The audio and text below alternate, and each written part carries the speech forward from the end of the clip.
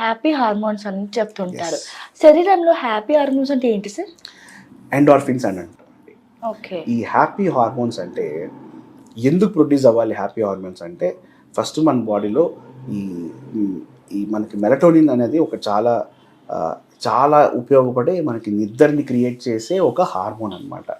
అది ప్రొడ్యూస్ అవ్వాలి అంటే ఈ హ్యాపీ హార్మోన్స్ ప్రొడ్యూస్ అవ్వాలి. ఈ హ్యాపీ హార్మోన్స్ ప్రొడ్యూస్ అవ్వాలి అంటే కనుక ఫస్ట్ ఆఫ్ ఆల్ మనం చేసే పని లేకపోతే మనం చేసే మన బాడీలో జరిగే ప్రక్రియ అనేది ప్రాపర్గా జరగాలి. అంటే మనం బాడీకి అందాల్సిన న్యూట్రిషన్ కానీ మన తినే ఆహారం కానీ మనం తీసుకునే వాటర్ కానీ సేకరణ కానీ ఇవన్నీ పర్ఫెక్ట్గా జరుపుకుంటూ వెళ్ళినప్పుడే మనకి ఇలాంటి ఇష్యూస్ అన్నీ రాకుండా ఉంటాయి. అండ్ ఇవి హ్యాపీ హార్మోన్స్ రాకపోతే ఇన్సోమ్నియా అంటాం, మూడ్ డిజార్డర్స్ అంటాం, మూడ్ స్వింగ్స్ అంటాం, సైకాట్రిక్ ఇష్యూస్ అంటాం. ఇవన్నీ కూడా ఈ హ్యాపీ హార్మోన్స్ పైన డిపెండ్ అయి ఉంటాయి.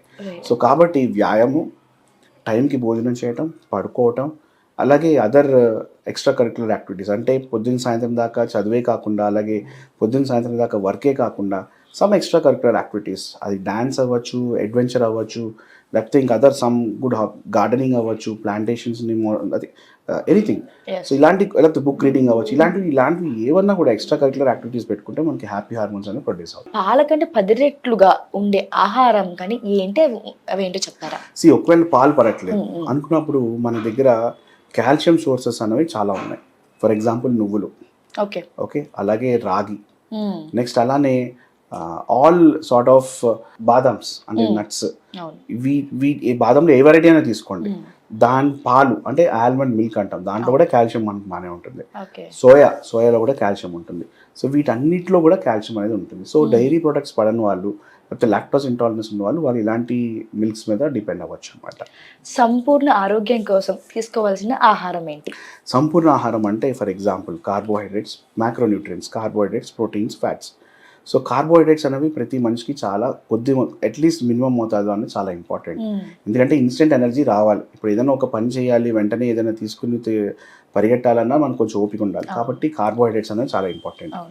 ఒక ప్లేట్ను ఊహించుకోగలిగితే దాన్ని మనం 3 భాగాల కింద డివైడ్ చేసుకోగలిగితే ఫస్ట్ భాగం వచ్చేసి అర్ధ భాగం, తర్వాత దాన్ని మళ్ళీ ఇంకొక అర్ధ భాగం చేయటం.